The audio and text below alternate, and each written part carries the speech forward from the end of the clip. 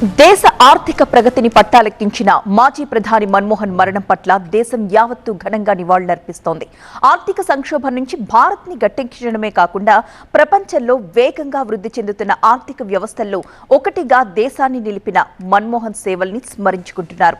దేశానికి సరికొత్త దిశ చూపిన ప్రధానిగా చరిత్రలో నిలిచిపోతారంటూ మన్మోహన్ సింగ్ ని కొనియాడుతున్నారు. ఆర్థిక సంస్కరణల రూపకర్త మన్మోహన్ సింగ్ మృతి పట్ల పార్టీలకు అతీతంగా రాజకీయ సినీ ప్రముఖులు సంతాపం వ్యక్తం చేస్తున్నారు. కేంద్ర మంత్రివర్గం మన్మోహన్ సింగ్ మృతికి సంతాపం వ్యక్తం చేసింది.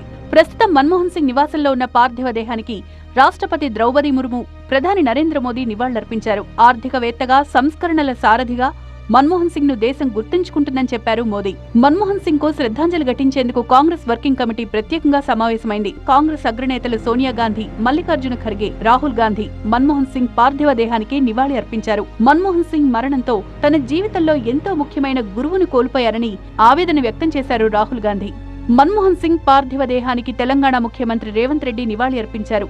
సీఎం రేవంత్ తో పాటు కాంగ్రెస్ పార్టీ రాష్ట్ర ఇన్ఛార్జ్ దీపాదాస్ మున్షి, పీసీసీ అధ్యక్షుడు మహేష్ కుమార్ గౌడ్, మంత్రి దామోదర్ రాజనరసింహ, పలువురు ఎంపీలు, కాంగ్రెస్ పార్టీ నేతలు కూడా మన్మోహన్ సింగ్ కు నివాళి అర్పించారు. దేశం గొప్ప ఆర్థిక సంస్కర్తను కోల్పోయిందన్నారు ఏపీ సీఎం చంద్రబాబు. మన్మోహన్ సింగ్ పార్థివ దేహానికి నివాళి అర్పించిన చంద్రబాబు అనంతరం ఆయన కుటుంబ సభ్యులు పరామర్శించారు.